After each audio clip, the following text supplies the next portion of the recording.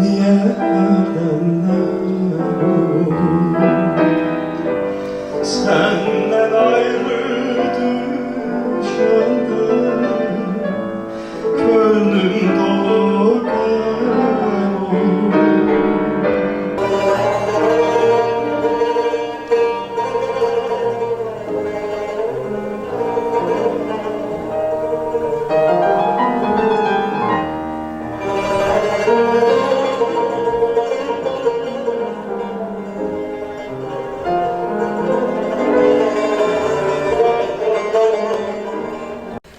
Yadıma düştü bu qərəfili çaldı, yadıma düşdü Vasif müəllimdən bir yerdə işləmişik uzun müddət. Yadımda bir söhbət getdi Bəstəkarlar İttifaqında ki, kimin əsəri, nə vaxt qalacaq, 100 ildən sonra nə olacaq?